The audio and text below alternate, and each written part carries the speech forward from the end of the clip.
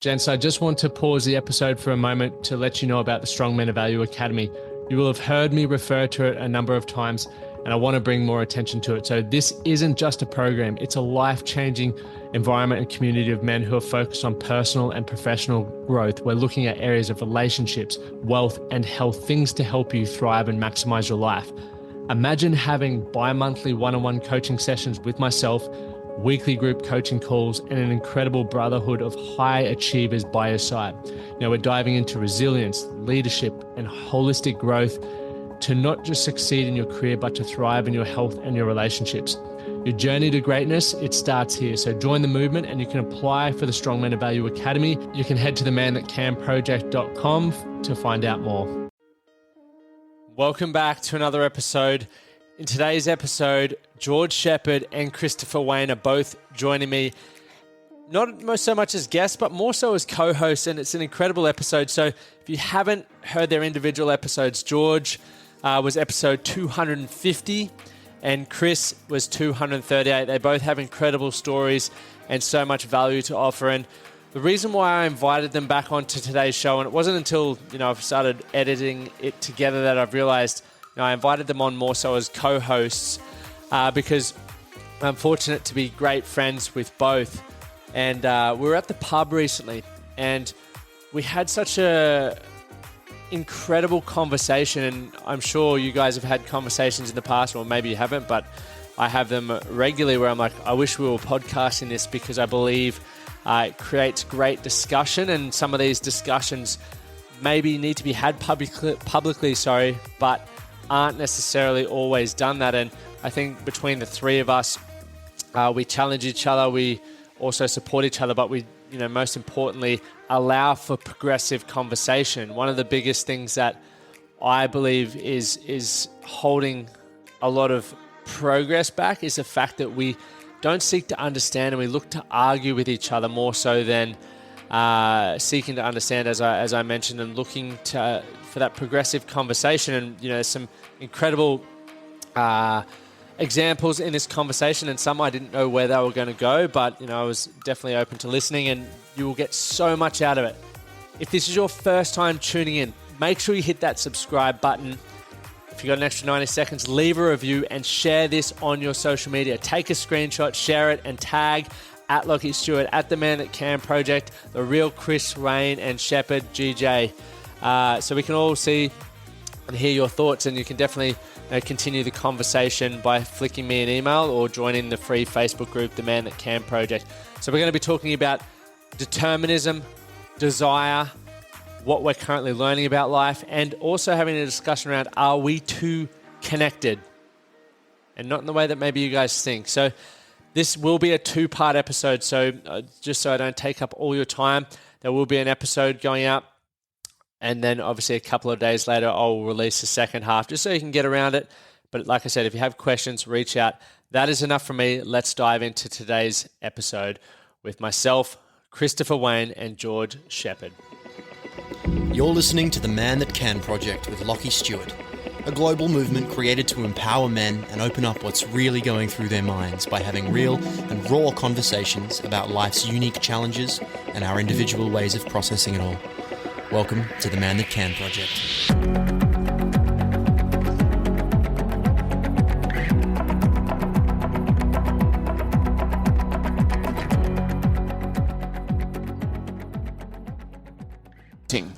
I'm actually really proud of that intro. We're now recording.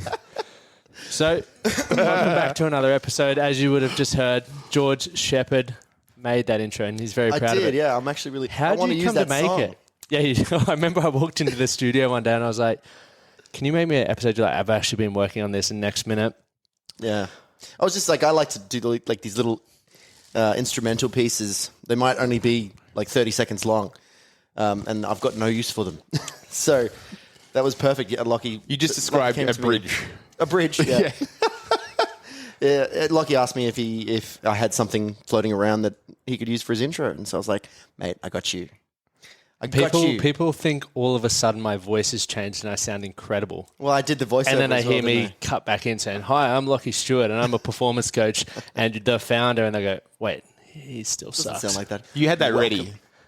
that had like that you'd already music, met. yeah. But let me quickly introduce you guys before. I know you don't need any introductions, gentlemen, but for those who are listening and don't have a face to the name, Oh yeah, good point. you've both been on the podcast before. I was supposed to remember what episode numbers. I was 250. Yeah, you were the 250 milestone. I remember this. I should save this for episode 300. Quarter 'cause we're not far away.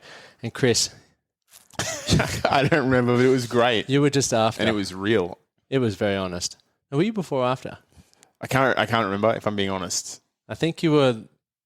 Anyway, doesn't matter. I really enjoyed it. I don't do generally podcast interviews. I don't enjoy them normally, but I had so much fun last time, and it was good to have a conversation that mattered. Yeah, and the reason why I wanted to get both of you guys on at once is there was 3 guys, 1 bar. There was actually 4 of us, 5 of us in the pub. It's a great video.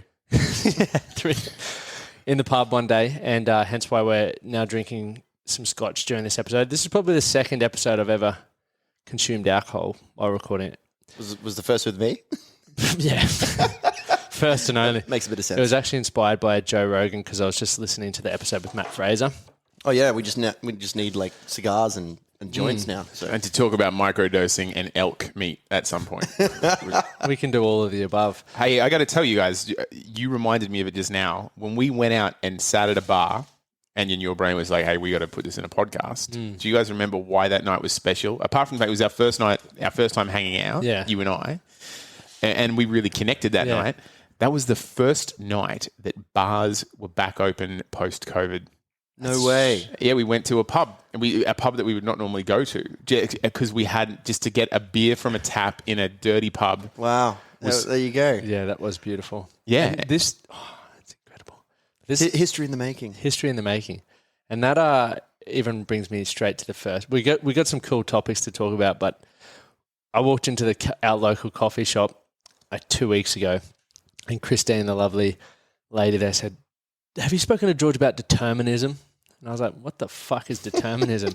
And then she proceeded to fill me in on determinism, but then before finishing it off, she said, go talk to George about the rest. So then I went to see you actually, I think this was the day before your album launch, and was like, George, determinism, talk me through it. And you're like, let's save it for a podcast. And here we are. So we're going to go into depth with it. Well, Chris, do you know anything about determinism? Yeah, as a so philosophy? it's the opponent of fatalism. Is that correct? Not the opponent, but they're the two hold main up. schools What's of thinking. fatalism? Okay. Because you've just gone over my head. Or I wish I is had that to- determinism? I need to actually hire someone who can sit in the corner like Joe Rogan has and say, hey, can you bring it up? Oh yeah, like a producer. Yeah. I will attempt to answer this, George. Yeah. Can you get What's it up on fatalism? your phone? Because my phone's recording. I'll be the producer. No, well, I'm going to go for determinism because fatalism, I might have just made that up or made a horrible error. And I'm Well, not it going to... sounded legit. Well, determinism is that you've got a destiny. And to stop me if I'm wrong here, I'm not using my phone, it's outside. So it would be where it doesn't matter what path you choose, where you end up is already written, and you're going to wind up there. In a way, I don't know if it's already written, but it's just it's sort of determined that you're going to make a certain decision based on your past experiences.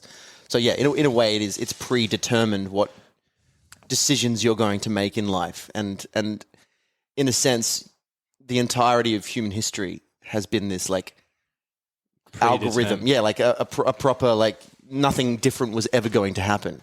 Like Hitler was always going to be Hitler because of the upbringing he had, or because he didn't get accepted into art school, or there's always a reason because there's a reason for everything that happens. And so, you going to the pub one night and going, all right, I want either a beer or a scotch. You think you have this free will, But it's already... but because of how you might be feeling that day, because of what's happened earlier in the afternoon or whatever, because of like your previous experiences with either one of those liquids, you'd certainly gravitate towards one or the other. And so you're thinking you're making a decision for yourself when in fact you are always going to make the decision that you make. You go, because my Okay. mind is being blown. There's a lot happening already. Yeah. Get comfy. If you're listening to this, get comfy. Put your phone on silent. We're going to take you for a little ride here. I don't like... There's no romance in that. Sure. Well, okay.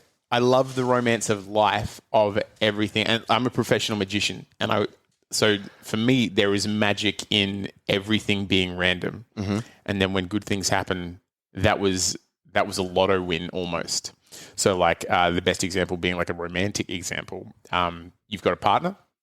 I do. You've been together a long time. Kathleen, you guys yes. met at a gym or a party? At a Jimera party. And I said it as one word. Where's Gym Jimera? party. Jimera out near Toowoomba? Was it one of those two things, or have I just... No, Kathleen actually came to a gig of mine, one of our first ever concerts. Her older sister was a friend of mine before Kathleen was on the scene. That I didn't know that. That's so cool. I love that she wasn't always going to go to that. But something happened that day, or at some point her sister was like, hey, I'm going to this concert. Do you want to come? Yeah. And she goes, yeah.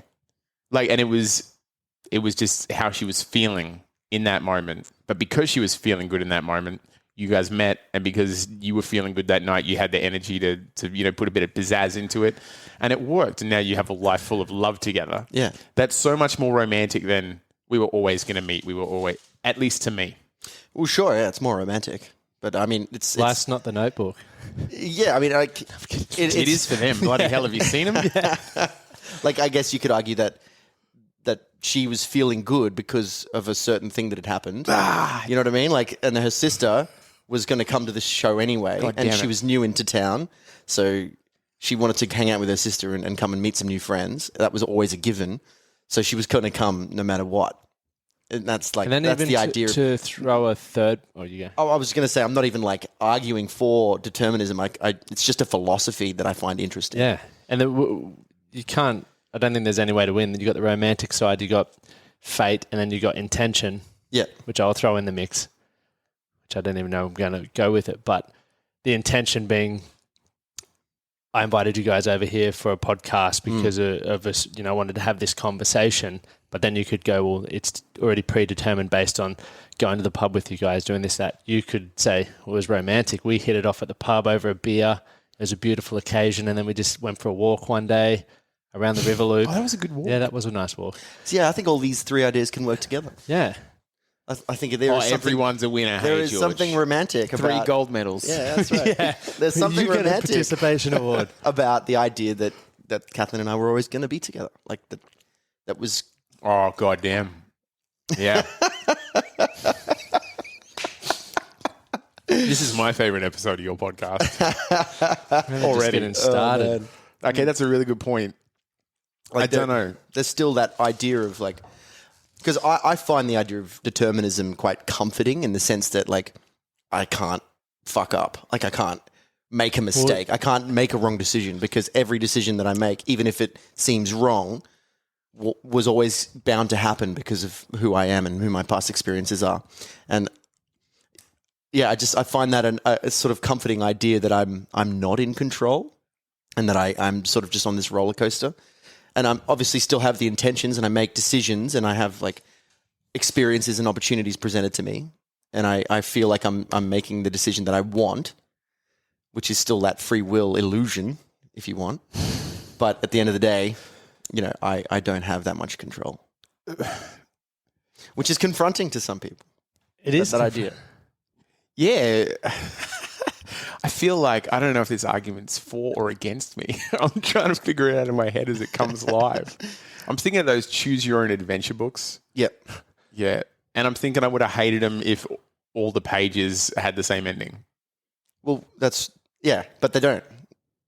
You just chose that particular ending because of. Oh, God damn it. My nose is going to bleed. Yeah, I know. It is. It's like the deeper you get into it, the more it starts to make a little bit of sense. And a lot of people get scared of the fact that they don't have control. But I think even some people, I was talking to a mate today about it, like there's some people who are so completely unaware of even having conversations like this. And then you said argument, having a yawn over there, he's already tuning out. No, I've had a day. Okay. I'm big day? so checked. I'm so here. I promise you. Next minute we'll be waking up with cold water. Grab yourself another whiskey, mate. I got to drive at some point. I'm going to be texting my ex halfway through this podcast. Hey, babe, you awake? It's 4 PM. Yeah, I know. Are you awake? I'm not thinking about you. Just wanted to let you know. I'm over you. We've all been guilty of that. But there's so many people that are completely unaware of like asking themselves questions or trying to understand, even if things can't really be understood, like determinism. It's like the book. What's that? The story that never ends, or the song that never ends. That This is the song that doesn't end. Yeah, Did you write? He wrote that. Hey? George wrote That it. was Yeah, me, yeah. But there's no outcome really based upon. No, sorry. Let me rephrase that. The outcome is what you decide you want to do, which is once again predetermined. It could be romantically determined to decide what's going to suit you best moving forward. And there's so many people in life who are still so unaware that we have the ability to think. You know, I think when I met Amy was coming out of the back of like a shitstorm, but then it's like I like the idea of it being super romantic and seeing her at the pub. I was blind drunk, seeing her at the pub, but then also like So maybe romantic. it was predetermined based off all the experiences that I wanted, you know, change my life, find a different social circle, and you don't really know. You could buy into all of them. But I I guess think thinking more about it can change your perspective on life. So people who potentially are sad or depressed or stuff, if you take the romantic approach to life, it's pretty exciting. Like when you were explaining that before, it got me all excited. Well, in my head, so right now, for anyone listening, I'm an analogies guy. Like I love a visual like parallel. And so I'm thinking of a bag of popcorn in a microwave right now. Yeah. And That is so random. yeah, it is, right? But like you go to the movies and buy the popcorn and they hand it to you. Mm-hmm. There's your popcorn. But I put that bag in the microwave and I have no way of knowing when it's going to start Popping. and then how fast it's going to happen, when it's going to happen, which one's going to go next. It just happens. And then that's what life is to me. It's a random series of events and this is just for me. I'm not saying I'm right and everyone's wrong. But I love that thought that I like get into the microwave and then popcorn happens. Yeah. And it's unpredictable and random, but it's doing its thing. So to build on that analogy, the popcorn. Are you going to be the butter? No, I'm saying that. So I think it's also confronting just thinking that there's no other options and that, you know, life's this set out planned thing. But to you in the present moment, it's still completely random and anything could happen. It's just it's this illusion of free will. So you've still got that idea of like free will, and you can, you know, I can throw my phone up in the air right now and like nothing else previously had caused me to do that, except that it did, because now I'm trying to prove a point to you guys about how this works, and I was always going to do that. So the popcorn is always, even though it seems like it's random, depending on the placement of the bag in the microwave and how the microwave is hitting each individual kernel, it's going to pop at that exact same sequence every time you run that simulation. And so it may seem like this random occurrence, and life is insanely chaotic, and there's a million different cells moving around and humans just kind of colliding into each other, and it feels completely random, which is the romance and magic. But at the same time, you know, there's this idea that it's all happening because it's this chain reaction that's sort of setting itself off in this big way, like this massive explosion since the beginning of time. I think even for myself, though, who loves thinking that I'm in control and like I'm deciding everything, I'm being very intentional with specific things for a specific outcome, it still allows me to achieve that as well. Because every day I get up and tick things off and I go, sick. That happened because I decided to do that. Yeah. Even though it could have happened for various reasons. Like the day that I decided I wanted to be intentional was the day that, you know, that was predetermined. Yeah. Fuck. It's blowing my mind. Well, I mean, you've started the Man That Can project. Don't forget the project. Everyone forgets the project. It's always The project. the man that can. The man that can. It's the That's man what that I've can. been calling it. It's I'm the so man sorry. that can project. But don't forget project.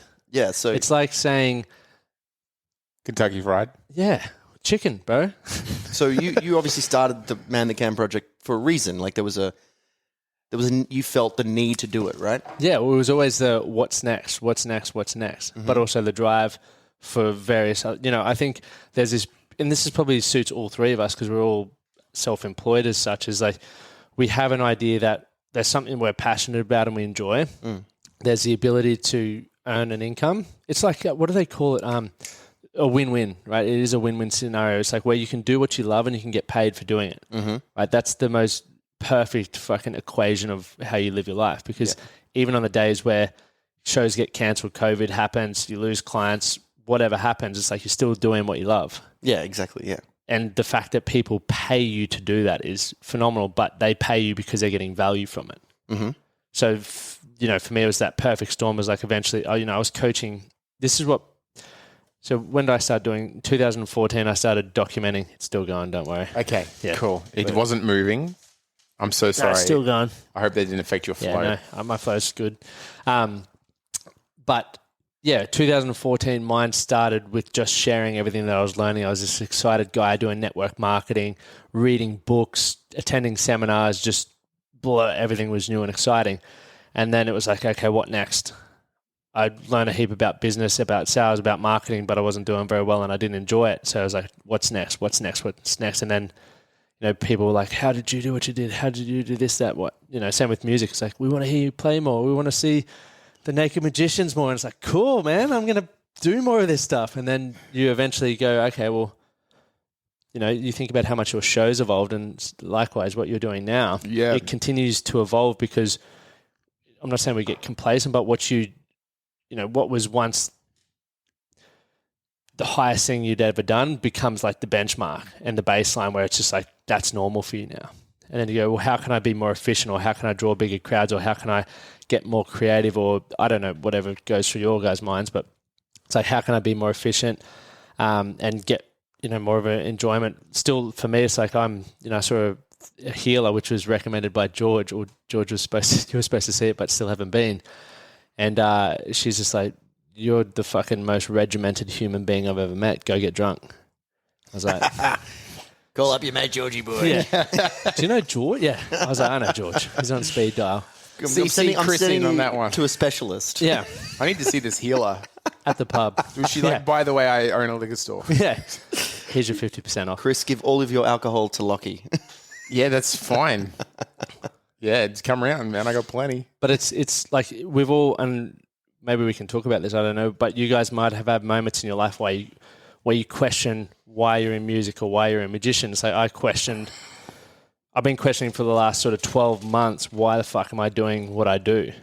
Like the business, because it gives me, I love it, pays me well, have all this stuff. But I've said to myself, when I was Uber driving, I was earning $800 a week. And I still remember saying, if I had $1,000 in my bank account, fucking made it. I'm going to be surfing. I'm going to be living my dream. Were you this wouldn't have been that long ago. So dead broke. Yeah. Fuck yeah. This was like 2017.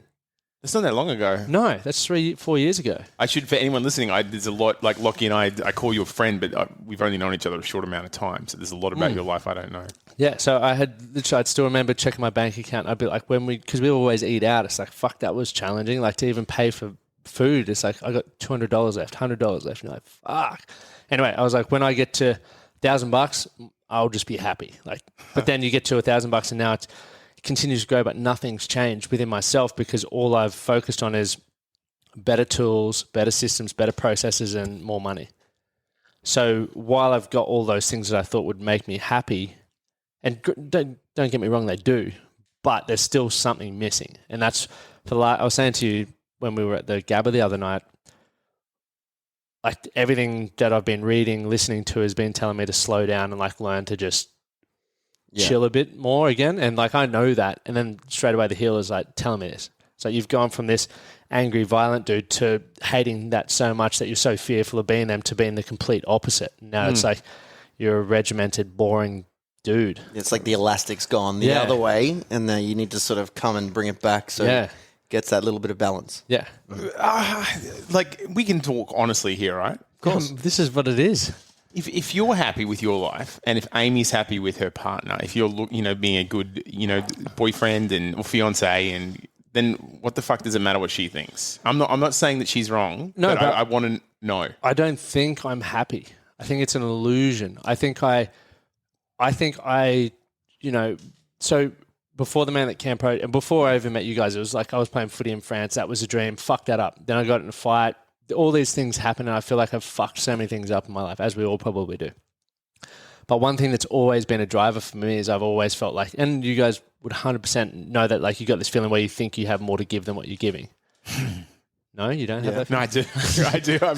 I'm about to cry. Yeah. That's why. You have that feeling, right? And for me, I got that opportunity with, network marketing. People don't understand, people bag it out. But if I didn't have that, I don't, it's like, what the fuck would I really be doing? I'd probably still be that piece of shit chippy, and I probably would have fucked up on with like Amy or so. I have no idea, but that's what I think about. But it gave me the environment, and this is why I'm so big on the Man That Can project, is like mateship. All the pillars that's what saved me, was the good community, the personal. It wasn't even the fucking thing itself. It was everything that came with it. And that's why, like, I know people aren't going to change unless they have a good environment around them. I know people aren't going to change if they're not growing in some capacity, if they're not seeing small results. Like, it doesn't even matter what it is. That's why people go, oh, you're in pyramids. And it's like, you're missing the point. If you keep focusing on that thing, you're going to miss everything. And I know you get pyramid marketing emails all the time. I've never teased you to your face about it, though. No, but I know you do it behind my back. Just so to me, yeah. George just showed me videos. But can I say something quickly? Yeah. I feel like evolutionarily, we're kind of flawed in a sense, where we're cursed to being.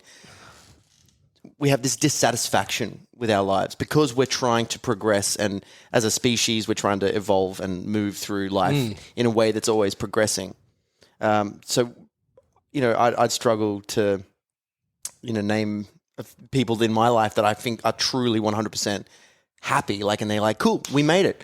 And I don't think there's anyone in the world that they're going, cool, well, now I can stop. This is it. I've made it. It's like a city is never finished, right? There's always some construction somewhere. There's always going to be. This is your analogy. There's like just gone. Like, that's the same with everyone's lives. Yeah. And day to day, you're always thinking about what could be better and how you can improve it. And that always comes with that anxiety of like, I'm still not where I need to be. Yeah, and it's perspective, because like growth, like the satisfaction coming with like understanding something a little bit more, or achieving a different result, or playing to a bigger crowd, or even just writing music, or learning a new, Dick magic. joke? Yeah, I was going to say the dick. I was going to say dick watch, but I was like, is that insulting or what? But anyway, I used to learn that. But you're learning all these things, and you're like, there's satisfaction and fulfillment. But then it's like, not only do we have the comparison driving us forward. It's like, you see, I get on social media and I see dudes running this, that, and that. I'm like, fuck, I'm going to do that. I'm going to do this. But there's also a part of me that's like, all right, I've done this a million times. That's easy. I need the next thing. Like, not, comparison, ego, all that stuff behind. It's like, I just want the challenge. And what's that going to look like? Yes. You're on a roll. You guys have shaken me this afternoon. And what you're saying is, like, the reason I'm silent is because I've been knocked for six sitting with you guys, where we're supposed to be giving value to everyone listening. You guys are kind of giving me... Well, that's the whole point. That's why I'm a podcaster, because I get to learn from people all the time. Well, here's what I've realized in this conversation. I hate saying this, and we can talk about it or not. Let's do it. I am not happy.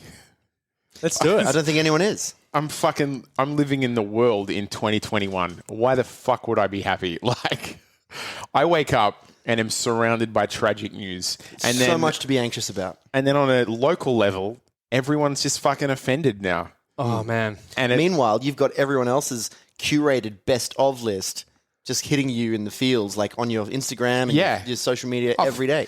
Okay, I'm single, right? So every Valentine's Day, I've got every shithead... All of us. I'm so blessed. That was us. Yeah. I didn't make a Valentine's post specifically for you. I hate following you guys on Instagram during the up holiday 3. season. During the holidays. It's the worst. But Christmas cheer. If I'm being 100% honest, the reason I'm successful in my industry, and I've done fucking amazing, but it didn't come from a place of joy and wanting to share it with the world. It came from a place of, I got nothing going on. I better find something I'm good at, or I'm just going to be a piece of crap. And then when I started to get acceptance and do well commercially and stuff, I'm like, this is for me. And that's why I keep growing, because I don't want to stop. Because when I stop, and I just stopped for 12 months because a disease took over the planet, I was miserable for that 12 months. In that 12 months, I don't have a partner, which is by choice. But then my job, my career, which is my heartbeat, was taken away from me. I'm happiest when I catch up with my friends. That was a crime for 2 months. I was miserable last year, and all of my if I'm being like cards on the table, all of my success comes from a place of unhappiness. That's the same as mine. Like the healer's like, everything you've built is from fear. All right, some real fucking talk. Because Let's it's go. like I'm not going to say her name, but she's awesome. But fucking, she's just like, you're so fearful of not being good enough, being violent, being a drunk, being all these things that you once were. But it's like now you're over here, and it's equally as damaging, just in a different way. Like that's damaging because hurts people. I could have ended up in a bad situation, but now it's like life is fucking boring. Like for me, it's just like get up, do this. It's like, even though it looks like I'm ticking all these boxes and like everything that I thought I wanted, money, success, even I'm supposed to have time, but I still work fucking 14 hours a day, probably more. Yeah. And it's like, I'm not happy and I still don't know what I'm really like. I keep saying, like, for me, I love things, I don't know maybe it's music, maybe it's magic, but for me, it's like growing up before I was a footballer, I was skateboarding and surfing because they're all you got to focus on is what's right in front of you. Like you nothing else matters. And that's like that stillness. I'm reading a book called, at the moment, Stillness is the Key by Ryan Holiday. I'm terrified already. It's an amazing book. Really, really good book. And I often think about that because everything in my life now, and the reason I want to move back to Toowoomba, I want to move to the coast at least, not because when I'm here, I'm a completely different person to when I'm still act the same, but I just don't stress when I'm in Toowoomba. Oh, really? No, because I'm happy with life because I got the outdoors to distract me. I can go do shit that you necessarily can't do here, but as soon as you're here, you might Connect with nature again. You might see a car and you're like, fuck, I wonder what he does. I should be working right now. Or, it's always like for me, and this is just how I sort of view how I'm living, is like I just want to keep up with everyone or be impressing people. And it's like sometimes it's not even because I want to help people. It's like just because that's what I feel I should be doing, rather than being like, dude, like today I was back to back till 2:30 from 5 a.m. Mate, you can put the burp on the show. I'm not burping into the from mic. 5:30, like literally Chris. no breaks. And I'm like, what the fuck did I do that for? Like, I've already done a full day's work, and it's and then I'm like, right, I gotta I'll work after this tonight. It's like, what the fuck are you doing? I still don't know what I'm searching for. I don't know, man. But I'm glad we're talking. But about I think this is what I think. I think I was saying this to Amy before, and we've had all these incredible movements happen, right? The Black Lives Matters. We've got the women's rally at the moment, but I feel like we're not supposed to be this connected, like geographically. We're going down a completely different rabbit hole here. That's all right. It's a rabbit warren. good, yeah. You go back to like tribes and stuff, and there were 150 people, and each tribe had its own language, its own belief systems, its own, whether it's patriarchy or hierarchy or whatever it is, and they did things their way, and that's why you have these little wars and shit. But now, because of social media and global economies and everything, they're trying to get everyone to have the same set of values and ways of living. And it's we cannot. Exactly. It's just more convenient. But it's like to control. someone over in fucking Canada is telling us how to live here, and it's like, probably haven't been to fucking Brisbane, let alone heard of Brisbane. Yeah, definitely. Or like people in Toowoomba, like I talked to my mates in Toowoomba, they're like, they didn't even get locked down. Where here we are, doing all this stuff. And it's like, why the fuck would our rules matter to them when no one even goes to Toowoomba? I'm kidding. But like COVID didn't make it up the range. And did they ever get a case up there? Oh, I think one doctor, but he was just locked in his quarantine. But like they didn't shut down or anything. But I think because of that, it's like there's so much pressure on people. Like what was it? What were you just saying? Political correctness earlier. Yeah, we've got to be careful here, though. Yeah, but there's all these things happening, and it's like, how do we? We've got so many generations of ways that we've lived, and some don't work, and some are shit, and some have been terrible. We understand that, but the evolution of change or the change process is going to be different for each demographic and region. But we're expecting it to fix it with one fucking Instagram post or one march, and it's like, if that were the case, that'd be amazing. But unfortunately, it's not. There's bigger shit to think about. My friend described it as? What? And if someone gets offended by this, please tweet me so I can tell you to fuck off. At realchriswayne.com. He called it slacktivism, Slacktivism. as in getting behind a cause without breaking a sweat. Like, I'm going to post this on Instagram and be like, yes. Let's not get me started about people posting whatever they want. No, on let's do it. social I'm media. fucking, because I think, and anyone who's, all the people, like, you can email me, you can go on social media, because once again, if you're going to argue, you can fuck off, as Chris said, but if you're open to a progressive conversation, all for it, because I can be proven wrong, George can be proven wrong, Chris can't be proven wrong, but but I think the conversations need to be had, because if we don't understand, how is it ever going to be understood? May I feel like I need some of that deodorant over there. Can you guys smell me? I'm not getting any. I am Not sweating. yet. That aircon does not appear to be doing Oh its man, job. you're on fire. That's I'm what's happening. nervous. You're hot right now. It's the first time I've been next to two superstars. Where's the other one? I just see George. I meant the guitar. None taken. Yes. Sorry, that's the Geronimo guitar, Chris. Oh, is it? No, Okay, it's cool. not really, but it looks a bit. Give us a little strum. Lachie is an asshole for teasing me, for saying that George is better, but I'm fucking funnier. Fuck you, Lachie. You said two superstars. And then Oh, yeah, that's right. You self-deprecated. Sorry, I quite like Lachie. I got into... So I'm producing a show right now that I wrote, that I What's it really called? love. It's called Two Men Tarantino. Lovely. It's a really cool show set in a video store on the last night of video stores. I'm not in it. I just wrote it a few years ago. However, so this has been a really interesting point this week. The cast pulled me aside earlier this week and said, we want to open the show with a welcome to country. Which, for anyone listening that overseas, Australia has a pretty dark history that we stole. The British stole this land from the First Nations people, so the Indigenous Aboriginals. And a lot of formal events in Australia start with a recognition of that this land that we're standing on right now belongs to, and then the tribe that owned that land, the original people, which is a great thing that our country doesn't recognise us. And the cast asked about putting it at the start of the show. And I took issue with it, if I'm being really honest, because the energy of the show is X. And then the acknowledgement of country is a very different, somber feeling. And then I'm like, well, guys, I said, I don't think this belongs in the show. Here's why. And then one of the two cast members took great issue with that. However, he said that. He's like, dude, I have a big problem with that, but here's why. And he's like, he's a white Australian. He's not an Indigenous person. He's like, and he said, we had like a half an hour just discussion where he told me how he felt and I told him how I felt and I told him why I didn't understand it. And then he helped me better understand that. And at the end, I was like, dude, I was wrong. Thanks for just sitting me down and talking about it. I think that's awesome. It was the bomb. Because- and I learned some shit. Yeah. And I had to swallow some Chris pride, but I learned some stuff that day and we...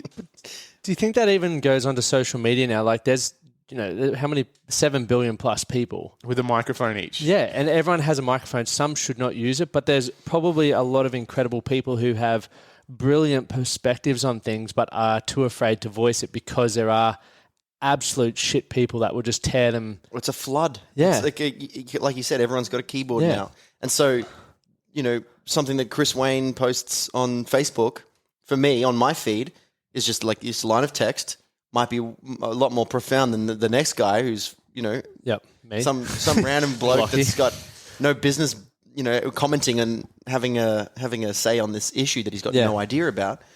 But those two people are just side by side, equal sort of platform.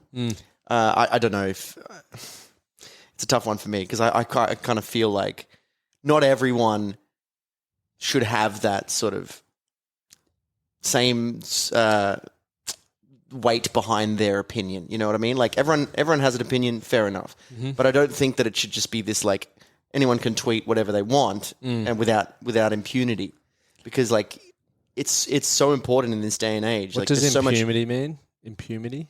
it's Just impunity. Because I know there's going to be a lot of other people who are like I am and don't understand Impunity, what like without responsibility. Okay, like they need perfect. to be held accountable. it is. Thank you. I didn't want to say don't- anything. I needed my producer to just like tweet through to me. Text through to me.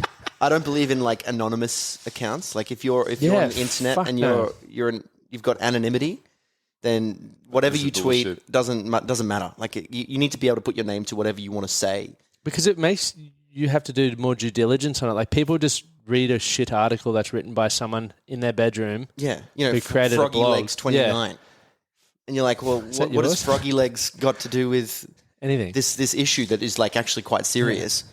You know, it needs to be some sort of moderation, some sort of like law involved with this, because like I do believe in freedom of speech. You know, people should be able to say whatever they want, but they need to be able to be held accountable to what they say. For sure. And even like the Black Lives Matters and the thing going on for the ladies doing their march today and stuff like that. Like, I want to understand. I have no understand. Whether it's naive or I just haven't seen much in my life, so I'm not going to sit there and post about shit that I don't know just because I read one article or listen to people love one to get thing involved, on the news. It's like, for me, if I want to understand patriarchy and all these things that appear to are problems, I'm going to go away and do a couple of months research first, so I actually fucking understand a bit more about the history rather than just going, this is what fucking Joe Blow said on Twitter. It must be the legitimate thing.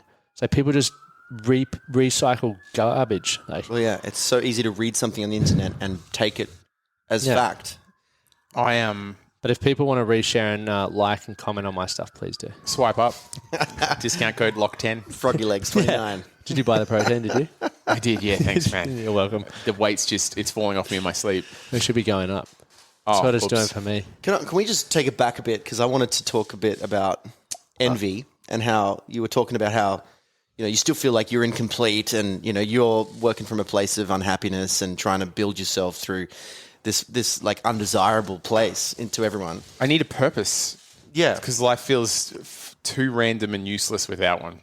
So to me, right, you guys have like amazing lives, right? So I look at Lachie and he's fit as hell. Like he's got the body that everyone dreams of and he's super committed. He's determined as hell. He's intelligent. He's just this amazing guy that is in our lives, right? I'm glad we recorded this. Yeah, I'm waiting for my new affirmation. And he posted today in our family chat. He's like disappointed at he had an in-body scan, right? And he's been doing all this marathon running, and he's had this in-body scan with this purpose in mind of like he was trying to get fitter or healthier. He got a score of 97 out of 100 for his body, right? And he was upset and he's like, I can't believe I'm stopping. Running is killing me. I can't do this. My body percentage fat is the highest it's been. And I'm sitting there just reading this going like, I'm not even going to respond to this because I'd maybe be like 25 out of 100, maybe 26 if I'm lucky. So I'm like sitting there going, Lachie, you've got an incredible machine, this instrument that you walk around in, this spaceship that you're driving. And Chris, like, you're like the epitome of freedom in my head. Like Go on. You're an intelligent, entertaining as hell guy who is doing what he loves, making shows, fucking funny as hell. Like you get up on stage and you've just got this gift of being able to improvise no matter what the situation. And like both of these are skills that I really wish that I had. And you actually say that a lot when we hang out, and I create an awkward situation for us in public. And you're like, I wish I was quick enough. But, at the same time, I'm sitting here going like, feeling the same thing you guys are of like, I feel like I'm an imposter in my job. I don't feel like I was ever meant to be a musician. I don't feel like I am doing what I'm supposed to be doing. Like there's all the same shit going on in my head. Whereas someone else is probably looking at me going, oh my God, he's the lead singer of Sheppard. He's a musician. He's on stage every night going and performing to heaps of fans. So there's always this like really weird negative feedback loop. Yeah. What was the thing I sent you today? What was the title of that thing? The photo in the group chat. The photo in the group chat was... Not the selfie I sent. Hang on. Pause. Oh, there it is. It is Beware Desire. Yeah. Desire. So in stillness in the key. Can you read that? No one in the sway of envy or jealousy has a chance to think clearly or live peacefully. How can they? It is an endless loop of misery. We're envious of one person while they envy somebody else. The factory worker wishes desperately to be a millionaire. The millionaire envies the simple life of the 9-to-5 worker. The famous wish they could go back to the private life that so many others would gladly give away. The man or woman with a beautiful partner thinks only of someone a little more beautiful. It's sobering to consider that the rival we're so jealous of may in fact be jealous of us. There is also a have your cake and eat it too immaturity to envy. We don't simply want what other people have. We want to keep everything we have and add what they have to it, even if those things are mutually exclusive. And on top of that, we also want them to not have it anymore. You want to be on top. Such a yeah. But if you had to trade places entirely with the person that you envy, if you had to give up your brain, your principles, your proudest accomplishments to live in their life, would you do it? Are you willing to pay the price that they paid to get what you covet? Would you? No. I wouldn't either. Now that Would I've you? read that, I'm like, Yeah. well, yeah, of course. Would you? I don't think so. And because I've got stuff that no one else has done. Yeah. It's the Naked Magicians is we did a season on London's West End. No magic show from Australia has ever done that. We got to go to Broadway. Again, no magic show from Australia. Vegas, again, no magic show from Australia. And although there's, other stuff in my life that I don't love, I wouldn't trade that in for I don't even make money. I'm not getting residuals off that. I'm not in the Guinness Book of Records. It's just, it's in my biography that hasn't been printed, It's a part of my story, but I wouldn't want to not have that in my story. That's because I'm saving that one for my deathbed, Because everyone's got that, the guy that's living across the road with that penthouse that's just right there on the river. You're like, beautiful. God, if only I could have that, that would be great. My life would be perfect. I'm conscious of the fact that we're using successful people examples. Well, I'm not even I feel like I'm the most. I could be wrong, but how I perceive myself is not materialistic in the slightest. I couldn't give a fuck. My office is full of books. That's it. I don't care for nice. The clothes I get is when Amy buys them for me, or I get free stuff from Lululemon or whatever. But did you get free stuff from Lululemon? Yeah. But I don't buy shit because I don't care for.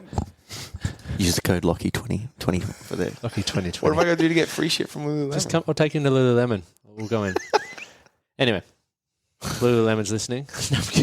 Lulu, But if you're out there. I think This is where we pause and Yeah. there's a Lulu advertisement for Yeah. a minute.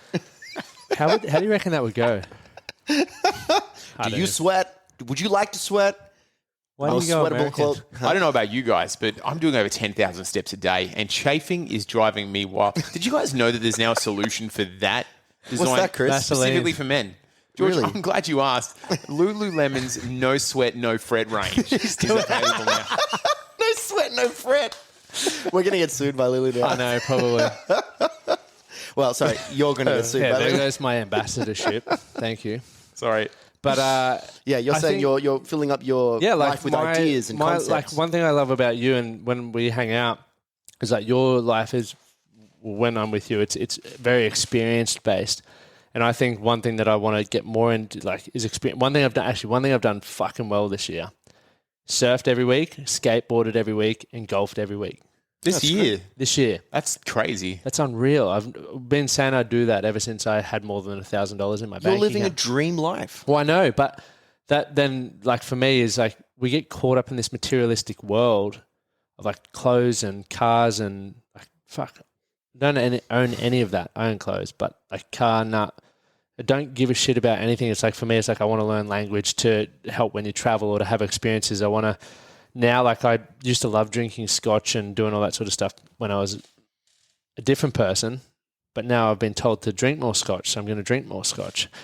But go back to having those experiences, and I don't care about my money buying me a car or anything, as long as I have enough to look after myself and Amy, and that it's fine. I'm convinced that our brains evolved at a quicker rate than our bodies. But I don't feel like our brain has evolved from primal patterns though as well. Well, no, it's what I mean is that we're so used to these experiences of in our heads, we've got these ideas of what our lives supposed to be like, right? And in a 5-minute sitting, we might be fantasizing about a yacht out in the middle of the Caribbean, or all these goals and dreams that we have. Yeah. But we can only ever experience them one at a time in very specific and long drawn out moments. You know what I mean? So you're out on the boat and you're having this amazing time, and you sit there and go, oh, my life, this is great.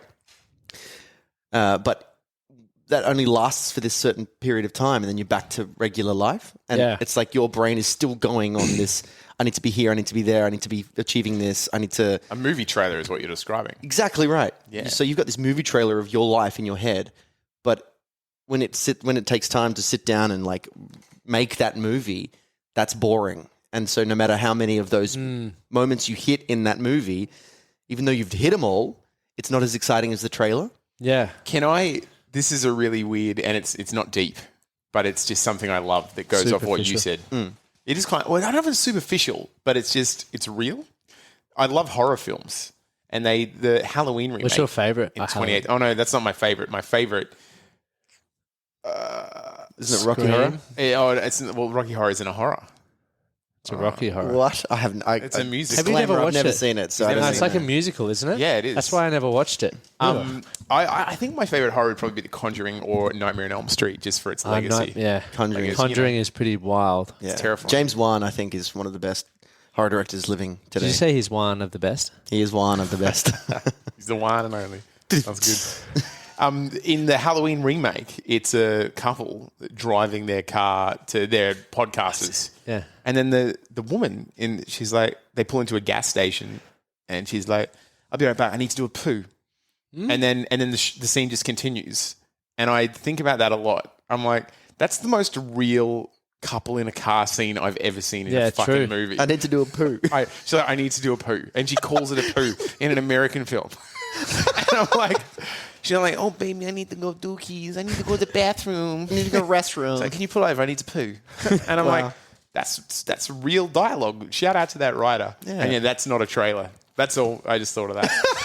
I just wanted to waste 3 minutes of the listeners' lives. No, that's perfect. But yeah, I mean, that's kind of what we're so used to instant gratification in life. Like you swipe and you get the next thing, or on Reddit or Instagram, YouTube, like there's always something new to keep you entertained and excited. And when it comes to our real lives, things don't happen that quickly. And so what might be a successful, fulfilled life to that person experiencing it might be this really drawn out, boring process. And so you think that you've got something else to aspire towards, or you think you're not doing enough, or you think you're not who you're supposed to be, when in fact, you just need a bit of patience. Do you think that we've lost meaning? I think let's call it a white noise has been introduced into our lives. So we're a little bit more distracted. We've still got meaning, and we still appreciate the things that we appreciate. Like I can still, be on a boat in the ocean and go, this is incredible. Like I've still got that meaning. But then there's all of this other stuff that gets injected into it, and it creates a white noise in your brain that may distract you from the true meaning of it all. What do you think? Do you think life has meaning? I think it does, but I think, we've been definitely distracted by things that aren't really important. Like I think about how many appointments and meetings and everything that I do during the week. And I'm like, for what purpose am I doing that? Like it's ego driven to make people think that things are going well. When realistically it doesn't add too much to the top line of my business. Like in terms of monetary value, I learn a lot. I get to speak to incredible people, but could it have it, talk to people walking down the street or talk to people at the skate park who add just as much value in a different way. And I think for me, and this is what the healer said, was like maybe the challenge that I've got in front of me, which is what I was saying to you literally the night before, is like George was the healer the night before. But it's like learning to slow down, learning to have what I have, but learning to slow down now is the goal. Like That's still cool. have the motivation, the drive and do what I do, but also, after midday I can hang out. Is there a practical steps that you've thought about taking to slow down? Yeah, this will be the first time it's been mentioned on the podcast, but I'm going to write a book. Oh, this is huge news. It's All right, gents, that is it for part 1. Make sure you hit the subscribe button. And if you got huge value from that or even want to continue the conversation with us, jump into the Facebook group, shoot me a message, or you can even send me an email. But stay tuned. By hitting the subscribe button, you'll be notified when part 2 comes out in the next few days. Thank you for listening to the Man That Can Project podcast. My name is Lachie Stuart, and I hope you enjoyed this episode and found it helpful. If you did, please take a moment to rate and review the Man That Can Project on your favorite podcast platform. And don't forget to subscribe to stay up to date with our newest episodes. We'll see you again next time.